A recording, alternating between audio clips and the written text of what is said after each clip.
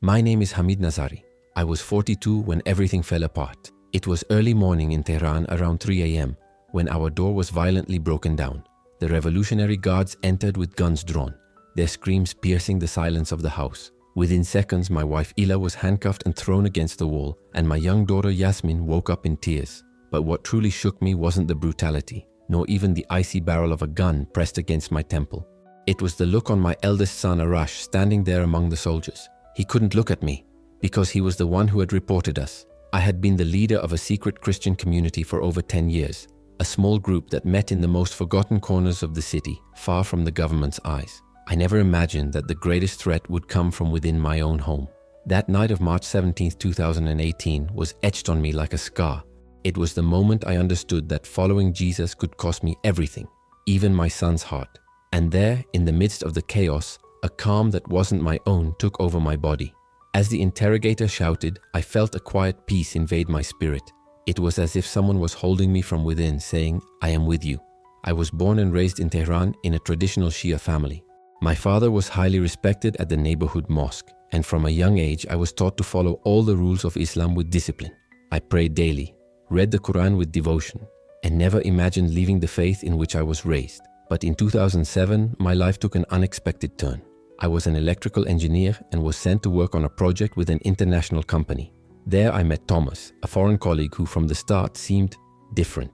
He was respectful to everyone, never badmouthed others, didn't engage in his classmates' dirty talk, and seemed to carry a peace I'd never seen in anyone. One day I couldn't help but ask, why are you like this? He smiled and replied with something that echoed in my head for months. It's not me, Hamid. It's Jesus in me.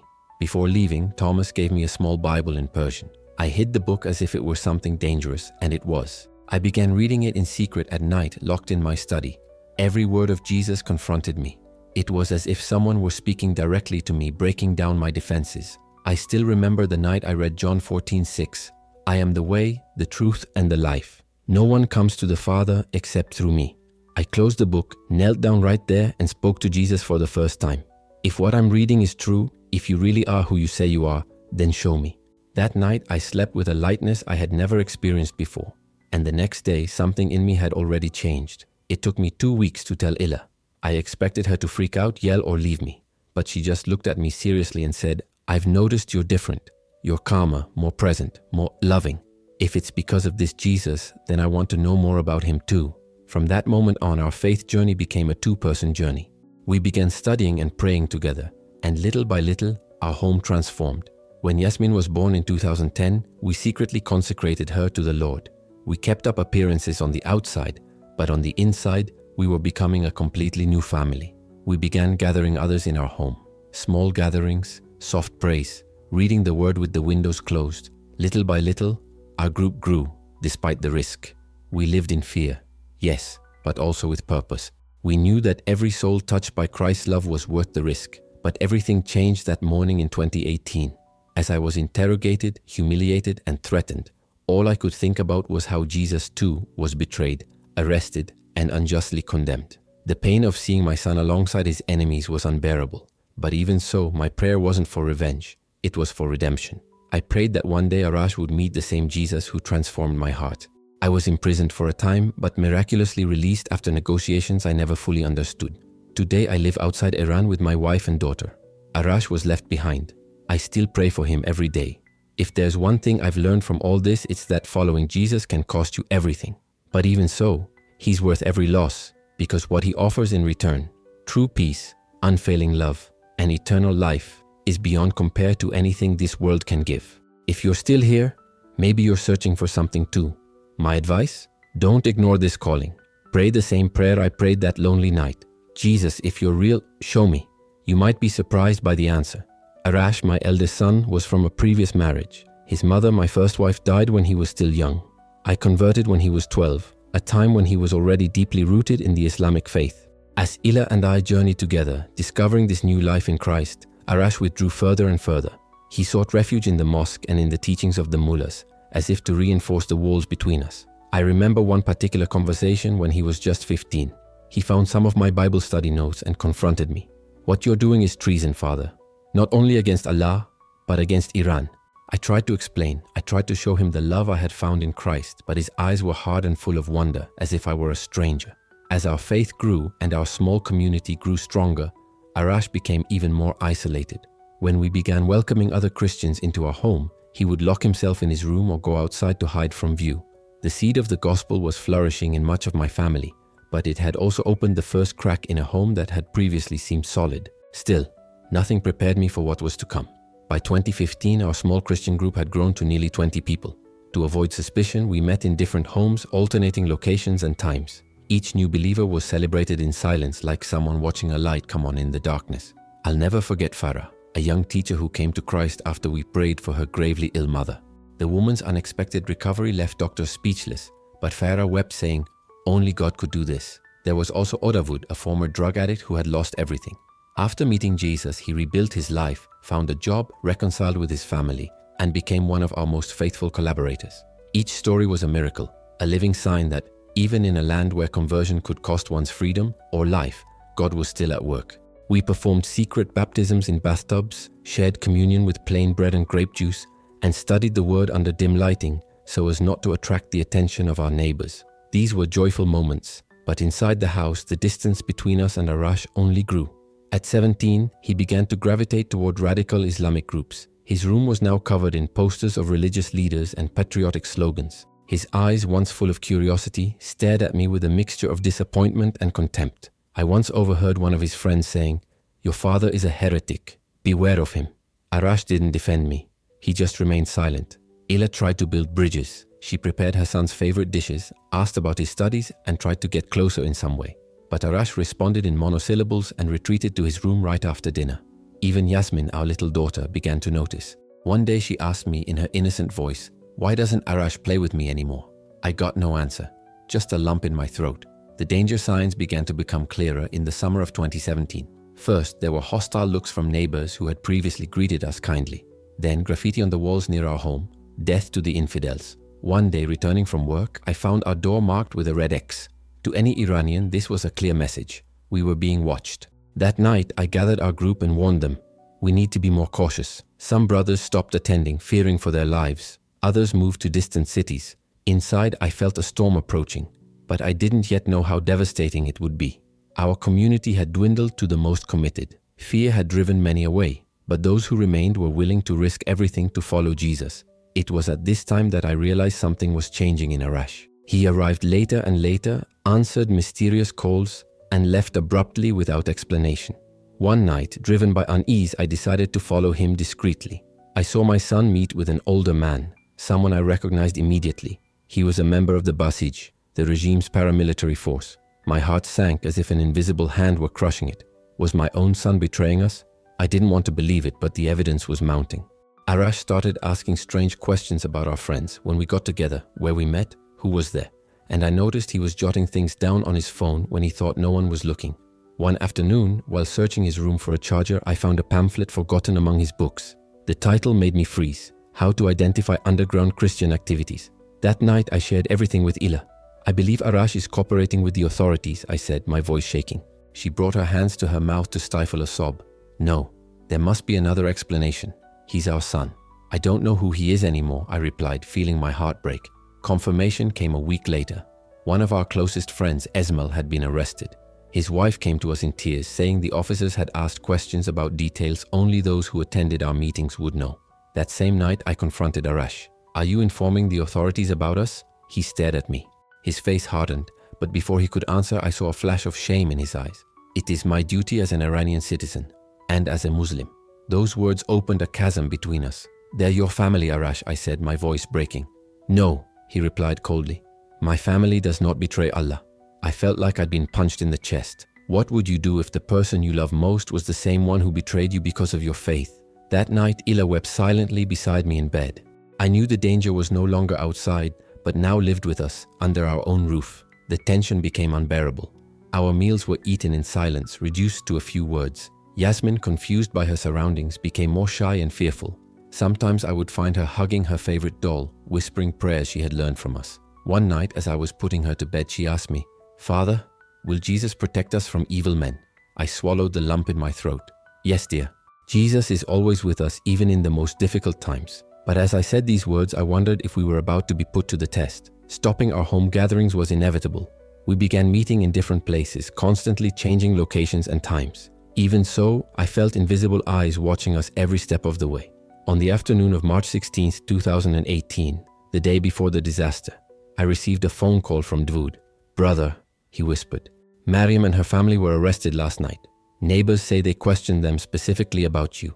Mariam was one of our most faithful sisters, a 60-year-old woman who had opened her home for Bible studies when no one else would risk it. How did they discover the connection between us?" I asked, but I already knew the answer in my heart. The storm I feared was about to break. That night, during dinner, I watched Arash closely. He ate calmly, alternating glances at his phone. How could he be so calm, knowing he'd put an elderly woman in danger? It broke my heart. After Ila and Yasmin went to sleep, I approached him for the last time. "I know what you're doing," he said quietly but firmly. "You're putting innocent people at risk, whose only sin is believing something different." He looked up, his eyes cold and impenetrable as steel. "They are apostates and traitors just like you," he replied contemptuously. "The law is clear. And your sister Layla? Is she one of them too? Traitors?" That word cut like a blade. I saw a strange glint in his eyes, but he quickly hid it. "They were deceived by your lies. They may yet repent. And me? Not me?" He got up slowly. "You have gone too far. Not only have you abandoned the true faith, but you have corrupted others. You are a leader of apostasy." A chill ran down my spine. In Iran, these weren't empty accusations. They were terms used in Islamic courts with dire consequences. I tried to reach out, one last attempt to reach him. "Don't do something you'll regret for the rest of your life." But he recoiled as if my touch had contaminated him. "I'm not your son anymore," he said coldly. He grabbed his coat and left, slamming the door behind him. The sound echoed through the house like a gunshot. Trembling, I sat on the couch, trying to piece together this cruel puzzle. The arrests, the targeted questions, the surveillance. Arash wasn't just informing. He was actively building a case against me. I called Ila and explained the situation. I saw the fear grow on her face. "Are you sure about this?" "I do." He used specific legal terms. "He is cooperating directly with the authorities. What do we do now?" I looked out the window. Night covered Tehran with a blanket of apparent calm. But somewhere out there, my son was probably sealing our fate. "We need to leave tonight." What followed was a silent whirlwind. We gathered only the essentials. Documents, a few clothes, our Bibles hidden in pillowcases, and our emergency savings. Everything fit into 2 small backpacks. I discreetly called Muhammad, a fellow believer who had contacts in a network that helps persecuted Christians. "We need to leave now," he said without explanation. "I have a friend with a taxi," he replied. "He'll be on the north corner of your neighborhood in an hour. Take your family there." As we were organizing the final details, Yasmin woke up. With sleepy eyes, she saw the rush and asked, confused, "Where are we going, Dad?" I knelt in front of her and smiled tenderly. "Let's take a special trip, my dear. An adventure." I thought of Arash. His name was like a dagger stuck in my chest. "Is he coming with us?" Yasmin asked hopefully. I softly denied. "No, my love. He will stay." His eyes filled with tears. I also wondered if we would see him again. Ila looked at me, and in that silent exchange of glances, the same question hung in the air. "I hope so," I replied, holding that fragile hope as if it were a treasure. We knew that from then on, our journey would need to be courageous and extremely quiet. She nodded solemnly, clutching the teddy bear she never let go of. At 11:30 p.m., we turned off all the lights and slipped out the back door. The March chill seemed to seep into our bones as we threaded through dark alleys, avoiding the main streets. Every shadow felt like a spy, every noise a siren ready to wail. We were only 2 blocks from the meeting point when I saw them. 3 Revolutionary Guard vehicles parked right in front of our house. They arrived sooner than I expected. "Run," I whispered to Ila, picking Yasmin up.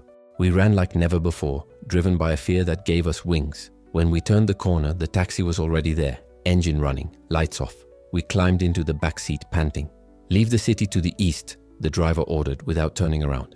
"I have instructions." As the car drove away into the darkness, I looked back one last time. The red and blue lights flashed, illuminating the street where our home stood and where my firstborn lay. A silent tear ran down my face. I knew deep in my heart that I might never see the city where I was born again. The road ahead was uncertain and dangerous. But there, in that dark taxi with my wife and daughter clinging to me, I understood that following God sometimes means leaving everything behind, even those we love most deeply. The night that had begun with betrayal ended in a flight into the unknown, but we were not alone. Amidst the storm, an inexplicable peace began to blossom within me. I murmured Isaiah 43:2, "When you pass through the waters, I will be with you, and through the rivers they will not overflow you." On the outskirts of Tehran, an old truck was waiting for us, with a man with a thick beard at the wheel. Without saying a word, the taxi driver indicated that we should switch vehicles. "May the Lord protect you," he whispered as he closed the door behind us. Thus began a journey that would test every ounce of our faith and courage. Our new driver, who introduced himself as Raza, was part of an underground network that helped persecuted Christians escape Iran. His serious face hid a heart full of compassion. "The plan is to reach Turkey via the Bazar mountain pass," he explained. "But we can't go straight there. The checkpoints will be alert for you before dawn." For 3 days we followed back roads, sleeping in safe houses, homes of secret believers who risked everything to protect us. At each stop we received wary but hopeful glances, reflecting an underground church with strong roots that no storm could uproot. Little Yasmin surprised everyone with her courage, turning our escape into an adventure. "We're on a secret mission for Jesus," she whispered, not understanding the true gravity of the situation. Ila, however, carried the weight of reality in every line of her face. At night, when I thought she was asleep, I could hear her silent sobs. "Is it because of Arash?" I asked one night, hugging her tightly. She nodded, her eyes welling up. "I know he betrayed us, but he's still just a confused boy. We abandoned him, Hamid." Her words fell on me like heavy stones. "He made a decision," I replied, my heart sinking. "Harder than I ever imagined. He's your son." And it hurt to say he turned us over to the authorities. We were gripped by a cold silence, a growing chasm between us that seemed to widen with every mile we left behind, away from Tehran. On the 4th day of our escape, as we crossed East Azerbaijan province, Reza brought news over the radio that chilled my blood. A nationwide arrest warrant had been issued against me, Hamid. My photo was plastered across every checkpoint, and I was accused of apostasy, Christian proselytism, and, incredibly, espionage for foreign powers. Espionage. That cruel word paralyzed me. It was the regime's excuse to justify its religious persecution to the world. "Few are directly accused of becoming Christians," Raza explained, his voice thick with bitterness. "They always add these other accusations." That night, hiding in an abandoned stable, we were confronted with the harsh truth. The official borders were closed to us. There was no other option but to cross the mountains illegally, a path fraught with danger, even if no one was hunting us. "I know a Kurdish smuggler who helped other Christians escape," Raza said. "We'll find him tomorrow. But you should know, it's a treacherous journey. Many don't make it to the end." The message was clear. People like us had already died trying. While Layla and Yasmin slept, I went outside and looked up at the seemingly endless starry sky of the mountain. I fell to my knees on the dry ground and prayed with all my heart. "Lord, I don't understand why you brought us here. I don't understand my own son's betrayal, but I trust that you will not abandon us. Show us the way." The cold wind was the only answer I received that silent night. Yet something inside me settled with a strange, unexpected certainty. We would survive. At dawn, a short man with tanned skin and piercing eyes appeared at our hiding place. Jalal, our Kurdish guide, seemed to be analyzing every detail of our situation carefully. "The girl is too small for this journey," was the first thing he said. "She is strong," I replied firmly. "And we have no other choice." He nodded briefly and seriously. "We will leave in an hour. Take only what is absolutely necessary. Every extra gram will be an additional burden in the mountains." So we abandoned almost everything. Our clothes, our belongings, leaving only documents, some money, and a small Bible that Ila insisted on taking with her. We began the climb along trails that could barely be called that, winding between rocks and precipices. By the second day, my legs were burning and my chest ached with every breath. Yasmin was too exhausted to walk, so I carried her on my back, feeling her weight increase with every step. "Let's rest here," Jalal announced, pointing to a small natural cave. "Guard dogs patrol that area at night. We won't cross until midnight." As we shared the last of our provisions, the sudden sound of engines made our hearts leap. Jalal stiffened immediately. "Border guards," he whispered. "They shouldn't be here yet."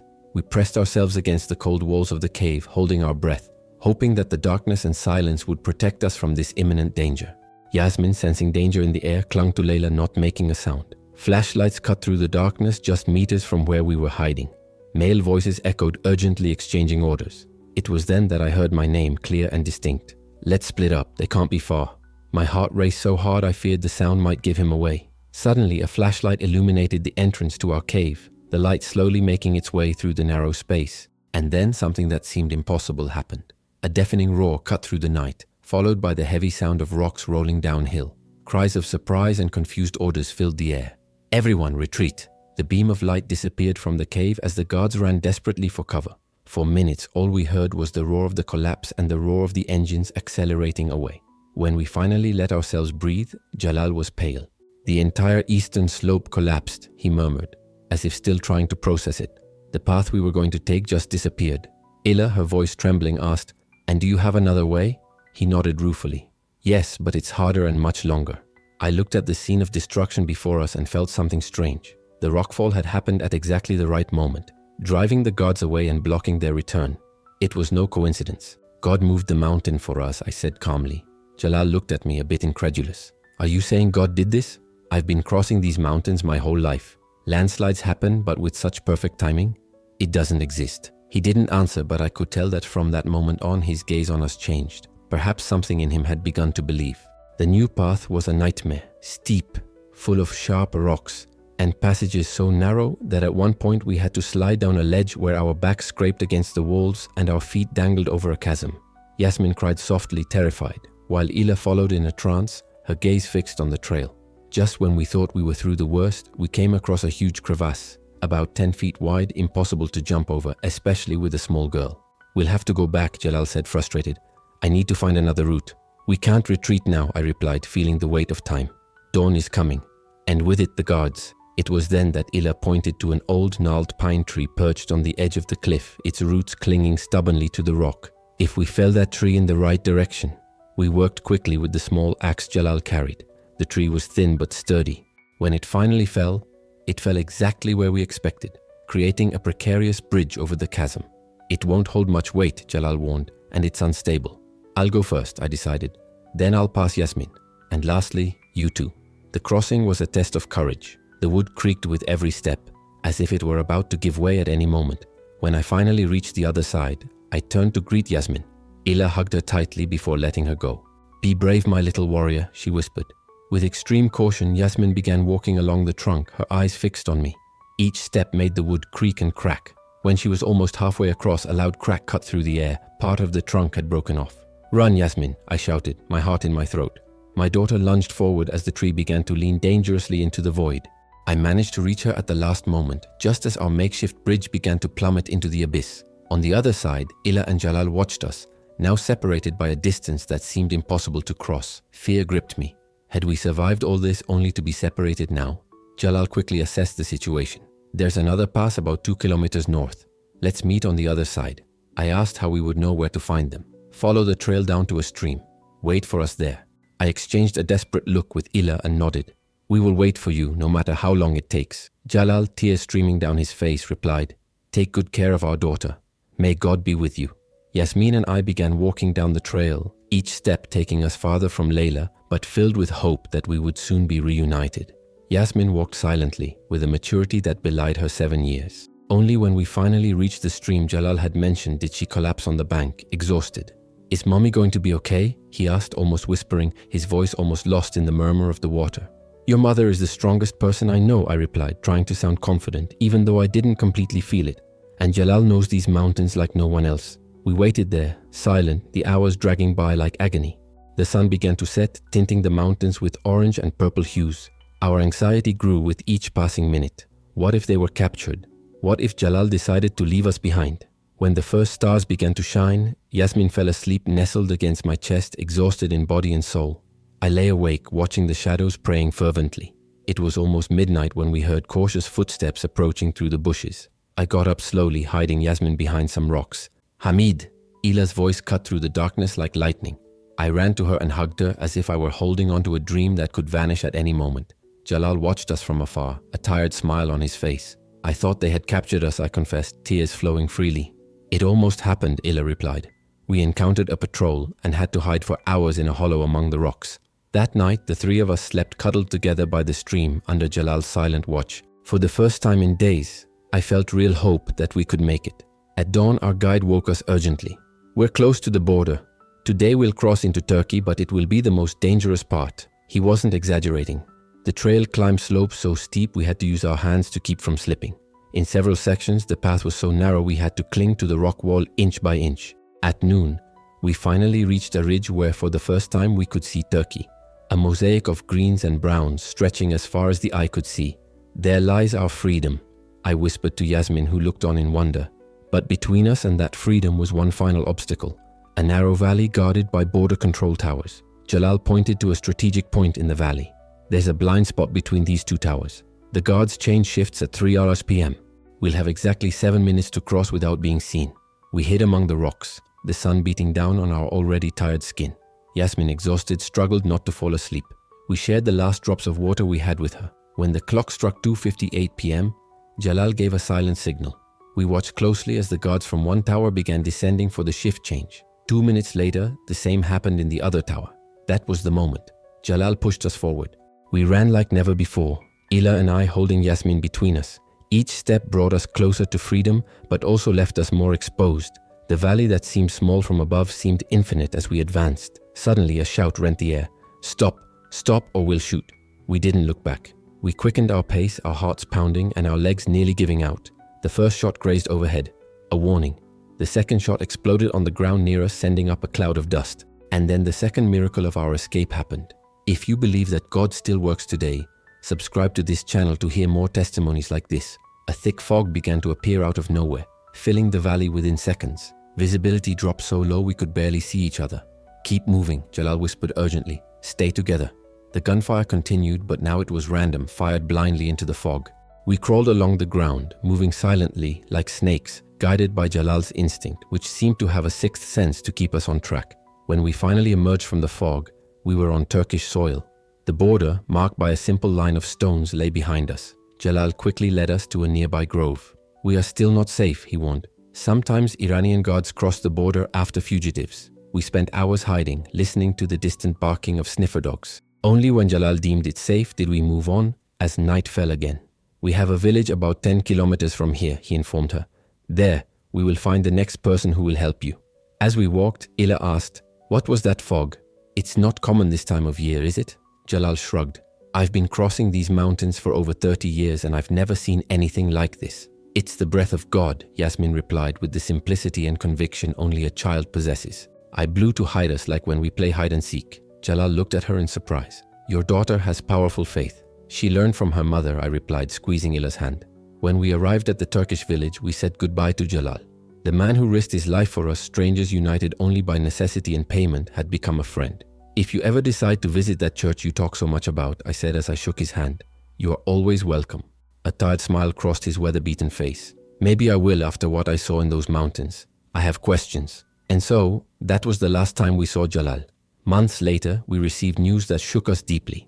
Jalal had been arrested by Iranian authorities, accused of aiding Christian fugitives. To this day, he remains present in our daily prayers. Our journey, however, was not yet over. From that border town, we were taken to Ankara, where we sought asylum as refugees because of our faith. We spent months in a refugee camp, living in difficult conditions, but with the freedom to practice our faith openly for the first time in a long time. Every night before we went to bed in that small cubicle, I read the Bible Ila had insisted on carrying. Those words, which had made us risk everything, took on new meaning in that exile. "One day we'll return home," Ila would sometimes tell me, full of hope. I simply kept quiet, knowing that for us, that home had ceased to exist. But a question burned within me. What about Arash, my own son who betrayed us but who was still my own flesh and blood? After 8 months in the Ankara refugee camp, the news we'd been waiting for arrived. Our asylum application had been accepted. An international Christian organization offered to help us start over in Germany. The day we boarded the plane to Frankfurt, Yasmin, now 8 years old, pressed her little hand against the plane window. "Are we going to see Arash in Germany?" she asked with that innocence she still retained, even after everything. Ila and I exchanged glances. We didn't know what to say. We arrived at this new life with almost nothing but the clothes we wore and the memories we carried. We were taken to a small apartment on the outskirts of Berlin. Volunteers from the local church welcomed us with simple furniture, clothing and food. "Welcome to your new home," said Pastor Kleiner, a man with a gentle smile and eyes that seemed to have known suffering too. Home. The word sounded strange to me. How could I call it home? In a place where every face, every sign, every habit reminded me that I was a stranger. The first few months were a constant struggle. German classes, endless bureaucracy, job hunting, and Yasmin's adjustment to school where she barely understood the language. Everything seemed like an invisible mountain that we had to climb day after day. But every Sunday we went to the local church where a small group of Iranian Christians gathered for a Farsi service after the main service. There we found a community that understood our journey, the losses, the pain, the struggles. It was at one of these services that I met Davud, another Iranian refugee who had arrived a few months before us. "Are you from Tehran?" he asked me after the service, recognizing my accent. When I told him my name, his eyes widened. Hamid Nazari, the leader of the local church in the Eastern District, he said reverently. I was speechless. How do you know that? Your name circulated among the faithful as an example. The engineer who left everything for Christ. He lowered his voice. Many people prayed for you when word spread about your escape. What about Arash? Do you know anything about my son? I asked, my heart sinking. Dawood's face changed. I'm sorry. I don't have any personal details. But he hesitated for a moment. Please tell me what you know. Dawood took a deep breath before continuing. The authorities have made extensive use of your case. State media has painted you as an example of betrayal of the nation and apostasy. They say you were denounced by your own son, presenting Arash as a hero of the Islamic Revolution. Each word was like a knife. The idea that Arash was celebrated for betraying us made me sick. That night, while Yasmin slept, Ila found me crying on the small balcony of our apartment. I had a dream last night, I said, my voice breaking as she hugged me. I dreamed Arash came to us asking for forgiveness. It felt so real. She rested her head on my shoulder. I haven't stopped praying for him for a day. God can reach him even where we can't. Months passed and became years. Slowly, we began to build a life in Berlin. I got a job as a maintenance technician in a factory. It wasn't the engineering job I'd had in Iran, but at least it gave us dignity. Ila found work at a daycare center, where her love and patience for children transcended any language barrier. Yasmin, with the ease of youth, soon spoke German better than the rest of us. She made friends and excelled in school. On the outside, we looked like a family that had weathered the greatest storms. But in quiet moments, especially birthday celebrations, Arash's absence was a constant ghost, invisible but impossible to ignore. During our third year in Germany, I contacted a group that helps persecuted Christians in Iran. I asked if they could find out about my son. Weeks later, I received a brief and cruel account. Arash Nazari, now 22, was an active member of the Basij, the regime's paramilitary militia. He had been decorated for his role in the fight against apostasy. The news devastated me. He had not only betrayed us, but he fully embraced the ideology that had forced us to flee. That night, after telling Ila everything, I made a decision. I'm not going to... I began, but she interrupted me. Look for him again, he said, his voice trembling but firm. He has chosen his path. I looked at Ila, feeling her deep pain. You can't give up on your son, Hamid. My son died the night he turned us over to the authorities. Those words, harsh and final, fell between us like a heavy slab. For the first time since we met, I saw disappointment in Ila's eyes. You preach forgiveness to others, she said softly.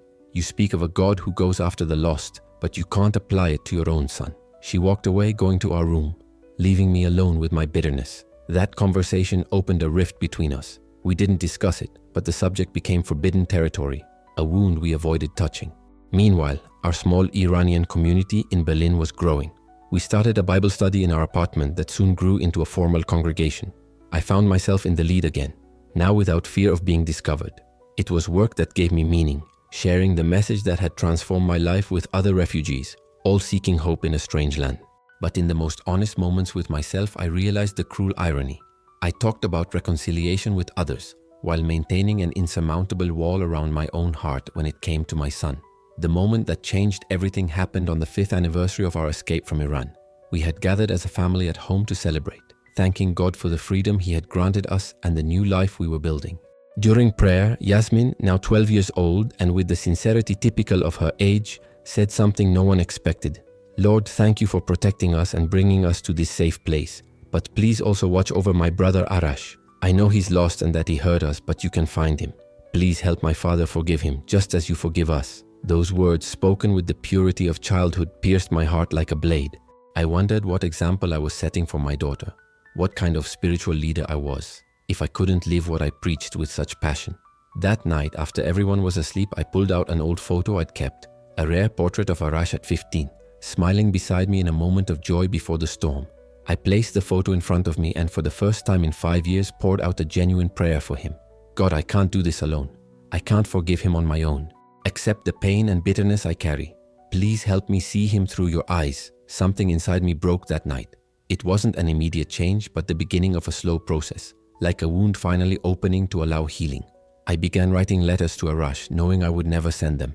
I told him about life in Germany, about Yasmin growing up, about the challenges we faced. Little by little, those letters laden with accusations transformed into words of understanding, even forgiveness. I understand that you did what you thought was right, I wrote in one of them.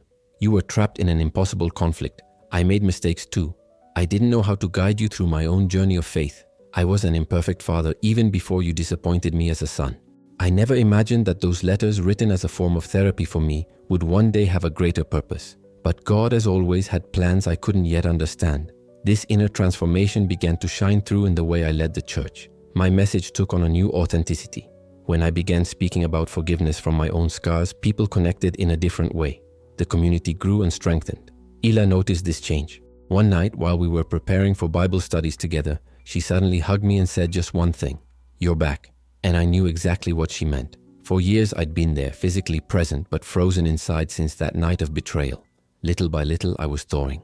The winter of our 6th year in Germany was especially cold. One January morning, walking to work in a heavy snowstorm, my phone rang. It was an unknown number. "Mr. Nazari?" The voice had that Thran accent I'd recognize anywhere. "My name is Farhad. I work with refugees for a humanitarian organization in Turkey. We have someone here who claims to be your son." The world seemed to stop for a moment. I leaned against the wall to keep from falling. "Arash, are you sure? He says he's Arash Nazari." He had crossed illegally into Turkey just 3 days earlier. He was seeking asylum, claiming persecution for his faith. He said he had converted to Christianity and that his life was in danger in Iran. It sounded surreal. Arash, converted? The same Arash who denounced us? It could be a trap, I said, feeling the old suspicion creep in. How could I be sure it was really him? Farhad on the other end of the line asked me to convey a message. The last time they saw us, I extended my hand, but he rejected it. Now he said he wants to extend his hand and hopes I won't turn away. The memory of that moment, the night we fled, hit me deep in the chest.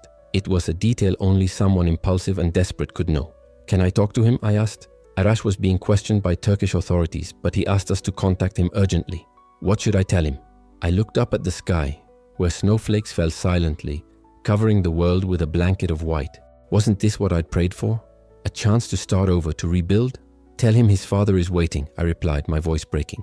"Tell him he's always been waiting." The following days were a mixture of anxiety and hope. I contacted refugee organizations, specialized lawyers, and even the German embassy in Turkey. I spent nights in prayer, asking for protection for this prodigal son who seemed at last to be finding his way back. Layla wavered between cautious joy and fear that the situation might be a trap. What if it's a trap? What if the Iranians are using him to find us? Questions I couldn't ignore either. But deep in my heart, a firm certainty sustained me. If God had brought Arash this far, he would not abandon us now. Yasmin, who barely remembered her brother, was already dreaming of his arrival. "I'll teach him German. I'll show him my school. I want him to meet my friends." A week after the call, we received the news. Arash had temporary protection in Turkey while his asylum application was being reviewed. We were finally able to speak to him directly. That first video call will forever be etched in my memory. When his face appeared on the screen, I almost didn't recognize him. He was no longer the boy I'd known, but a 25-year-old man with tired, life-scarred eyes. "Father," he said, a simple word, but one carrying a weight none of us could explain. We stood in silence, looking at each other, as if trying to fill in all the years lost in that moment. "What do you say after 6 years of separation, of betrayal?" I finally asked. "How do you rebuild a bridge that's been completely destroyed?" "You've changed," he said with a sad smile. "Not so much you. Maybe just a few more gray hairs." Ila appeared beside me, tears streaming down her face. "Arash, my boy." "I'm not a boy anymore," he replied, looking away. "And I don't deserve to be called that, after what I did. So tell me, son," I asked, a lump in my throat. "What happened? How did you come to this?" He took a deep breath, and over the next few hours we began to hear his story. After we fled, Arash ended up being seen as a hero by the regime. He received honors, a scholarship to study at university, and even a prominent position in the Basij. For almost 2 years, he convinced himself he had done the right thing. "They said I saved Iran from traitors, that I defended Islam," he explained with bitterness in his voice. "They said it so many times that I ended up believing it. But at night, sleep wouldn't come." He saw Yasmin's frightened face as the guards stormed our house. He heard Ila's sobs as she was taken away for questioning. Guilt began to eat away at his soul. To try to escape this pain, he immersed himself even deeper in his work at the grassroots, participating in operations against house churches, those communities of faith hidden in the darkness. "On one of these missions," he continued, "we encountered a family, young parents and 2 small children. The man looked me in the eye as they handcuffed him and said, 'May God forgive you as we forgive you.' Those words pierced him like a sharp blade. It was then that something began to shift inside him. He began to question everything he believed in. Arash said he secretly sought answers and found a Bible confiscated during a police raid. He began reading it in secret, hoping to confirm his hatred and rejection. But to his surprise, he found truths similar to those we had known. More than that, he said, his voice trembling, I discovered the story of another son who betrayed his family, Paul, who persecuted the church before becoming its greatest defender. For months, Arash lived a double life. By day, he was the passage officer everyone knew. By night, a quiet seeker of faith. Eventually, he found a different underground church, where he confessed his past. To his astonishment, he found not condemnation, but acceptance. They asked him if he was willing to risk everything for Christ, just as he had previously risked the lives of others for the ideology he followed. He didn't hesitate. Arash's conversion had to be kept a secret. For almost a year, he continued his work at the base, growing in the new faith that blossomed in his heart. But the decisive moment came when he had to choose. He was called to participate in the execution of a pastor accused of apostasy. I refused, he said firmly. This refusal raised suspicions. When they searched his apartment, they found the Bible and other Christian materials. Arash had to flee immediately. With the help of the same Christian underground network he had persecuted, he managed to reach the Turkish border. I crossed the same mountain pass you used to escape, he said with a sad smile. My guide even knew Jalal. He told me he still helps people like us escape, even at the risk of arrest. As I listened to her story, I felt decades of pain melt away, like ice in the sun. This was no longer the hateful, confused young man who had betrayed us years ago. He was a man who had hit rock bottom and found redemption in the same God who had guided us. At the end of the call, when Yasmin was already asleep and only Ila, Arash and I remained awake, my son spoke with a vulnerability that reminded me of the boy he once was. I don't expect you to... He hesitated, his voice breaking. Forgive me. I know what I did is unforgivable. I just wanted you to know that I understand my mistake, that even though regret came too late, it did come. I looked at Ila, who nodded with a slight smile, and I felt an unexpected truth dawn on me. Son, I replied, we forgave you a long time ago. We were just waiting for you to find the same forgiveness we did. He wiped the tears streaming down his face and asked almost in shock, How? How could you forgive me after everything? Ila replied sweetly, just as God forgives us not because we deserve it, but because He loves us unconditionally. The following months were a challenge of patience and hope. The process of bringing Arash to Germany was complicated and slow. The overburdened asylum system moved slowly, and we followed every step, maintaining constant contact while he waited in a refugee center in Istanbul. Our church in Berlin mobilized fervently. They organized fundraisers, sent letters to politicians, and held prayer vigils. Pastor Kleiner used his international connections to lobby for our case. Then on a cold October morning, almost 7 years after our separation, we stood at the Berlin airport, anxious and with our hearts in our throats. Arash appeared at the arrivals gate, carrying only a small backpack. The world around us seemed to stop. It was Yasmin who broke the silence, running toward the brother she barely knew but had always prayed for. Arash, she cried, throwing herself into his arms. He lifted her up in surprise, looking at the little girl he had left behind and the young woman she had become. Yasim, my little Yasmin. Ila and I approached slowly. When we finally looked at each other, words were insufficient. We embraced there, in the middle of the crowded airport, a family that seemed broken, but that God had restored against all odds. Arash's adjustment to life in Germany was not easy. The scars of his years in the Basij still haunted him. Sometimes he woke up screaming, reliving police raids, interrogations, and the faces of those he helped persecute. With patience and love, we walked alongside him on this new journey. We supported him with language learning, formalities, and job search. But above all, we offered space for his healing, so he could rediscover who he truly was. At our church, Arash found a community that welcomed him without judgment. When he finally felt strong enough, he shared his testimony with the entire congregation. He didn't hide his shadows, his past as a persecutor, the years of pain and confusion. I am Paul and Judas at the same time, he said that Sunday. I betrayed my family for ideology, but God found me even in the deepest darkness. Many wept with him.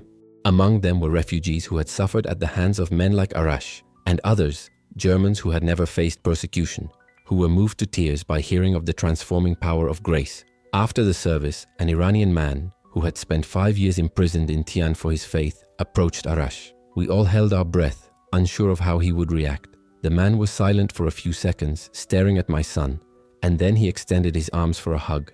My jailer has become my brother, he said, his voice breaking as he embraced him. Is there any greater proof of God's power than this? Over time, Arash found a purpose within our community. His experience with the persecutor's mentality has made him a valuable resource for organizations supporting Christians in countries where the faith is prohibited. He began giving lectures, participating in missionary trainings, and helping develop strategies to protect at-risk Christians. I know their methods because I've been on the other side, he explained. I know how they think because I've thought the same thing. One day, about a year after his arrival, Arash invited me for a walk in the park near our apartment. Among the trees in autumn leaves, he revealed something he'd been keeping secret. I've been keeping in touch with some of my former Basij colleagues, he confessed. Not to return, but to plant seeds. I looked at him concerned. Is it safe? Aren't you exposing yourself too much? He smiled and calmly replied, nothing related to faith in Iran is safe, but some of them have the same doubts I did. I've been sending literature that answers their questions. 3 have already expressed an interest in learning about Christ. I stopped to process that. Are you evangelizing the people who once persecuted Christians? He looked at me intently and said, who better to reach them than someone who speaks their language? Who knows their objections because he raised them himself? In that moment, I saw something in my son that I hadn't seen before. A special calling, born in the furnace of betrayal and redemption. God had not only restored our family, but also transformed the greatest pain of our lives into a tool for his work. Arash's ministry grew quietly through secure networks and encrypted messaging. He built a secret community of believers within the very system that persecutes faith. Men and women who, like him, began to question what they had always believed.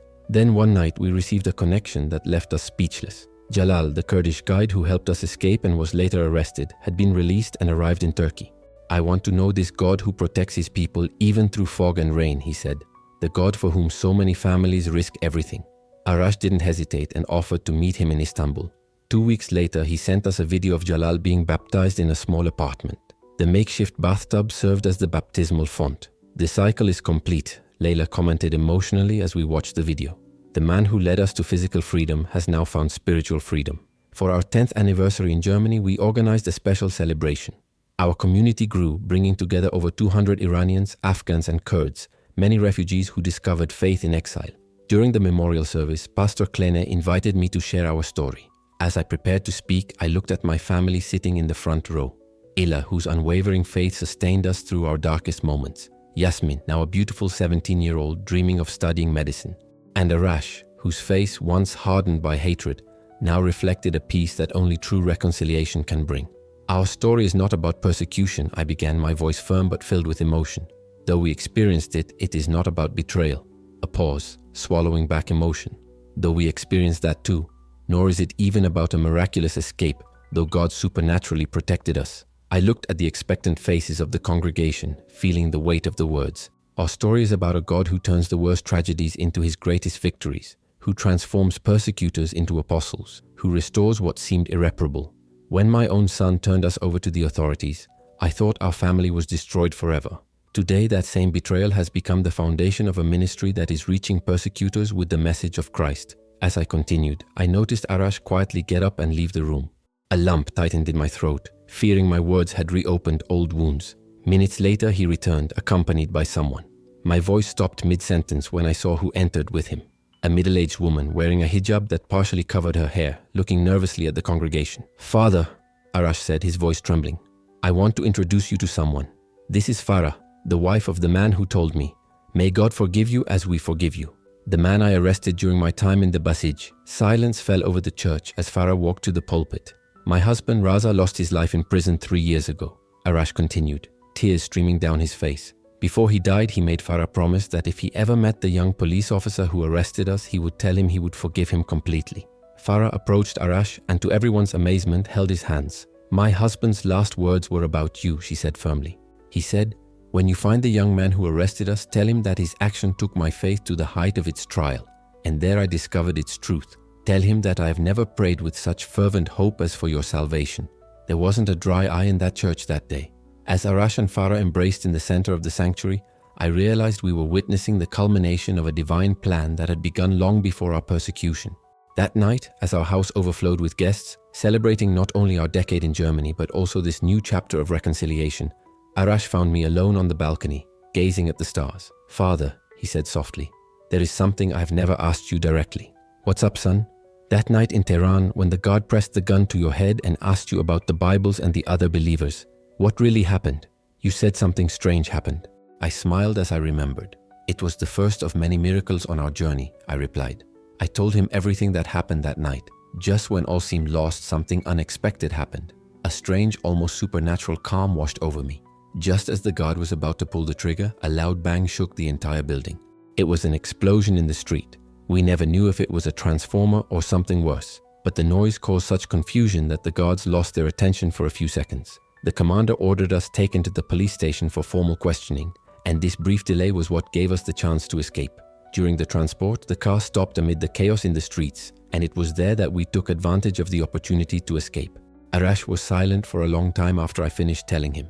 Then, looking up at the starry Berlin sky, he said slowly, "Father, my whole life has been surrounded by the supernatural, even when I denied it, even when I persecuted those who believed God was there, silent, patient, waiting for me to acknowledge him." In that moment, I felt a peace that surpassed all understanding. Our family, which had previously seemed shattered by betrayal, was now whole.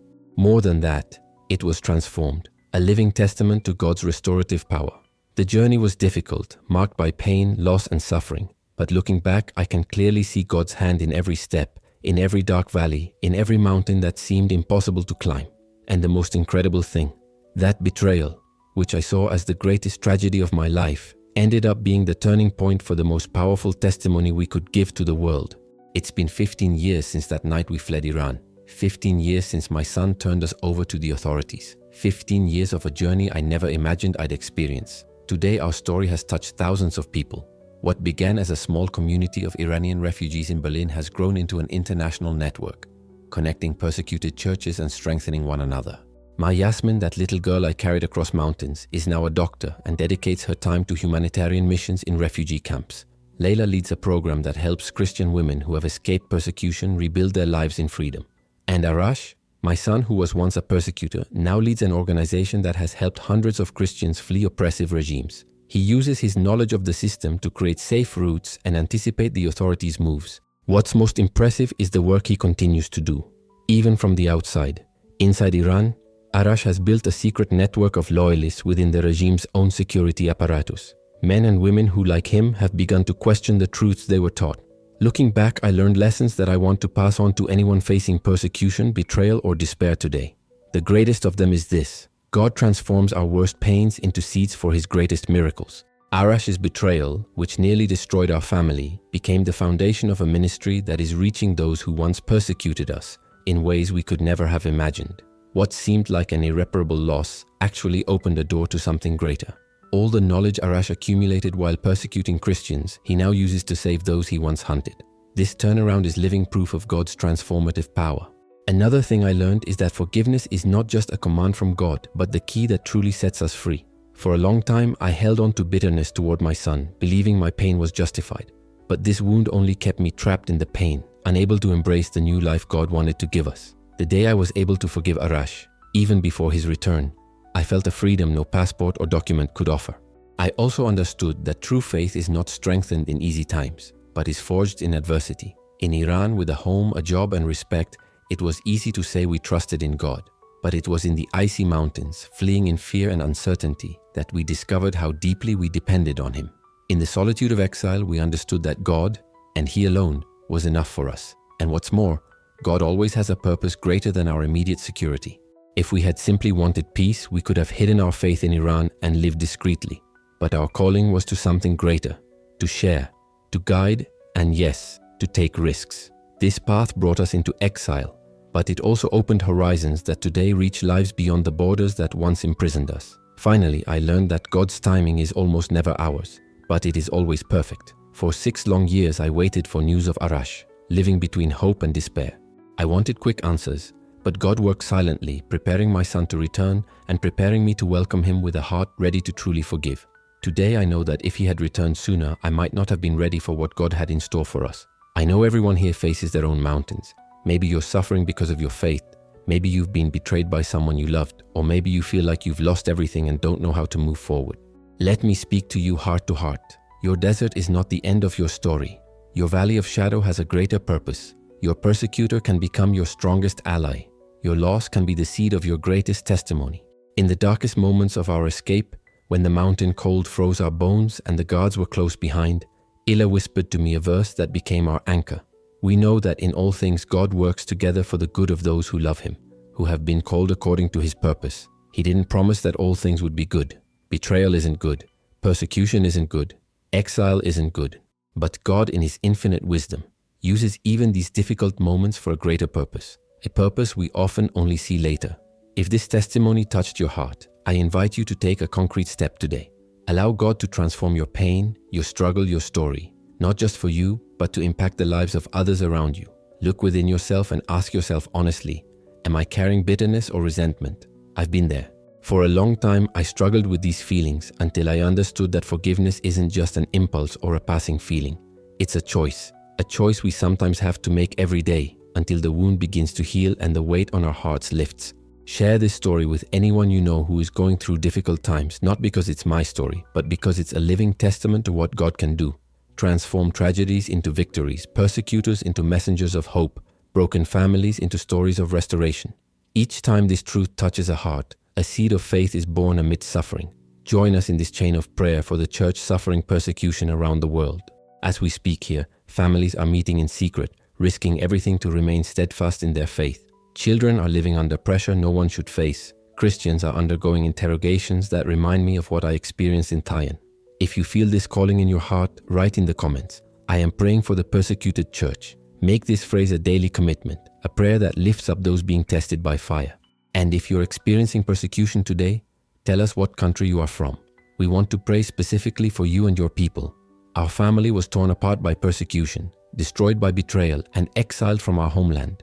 But today, we are a living testament that there is no wound God cannot heal, no abyss His love cannot reach, no tragedy His power cannot transform into victory. As Jesus said, in this world you will have tribulation, but take heart, I have overcome the world. Coming from Berlin, Germany, we are the Nazari family, Hamid, Leila, Yasmin, and Arash, once separated by the pain of persecution, now united by God's grace, and we are praying for each of you.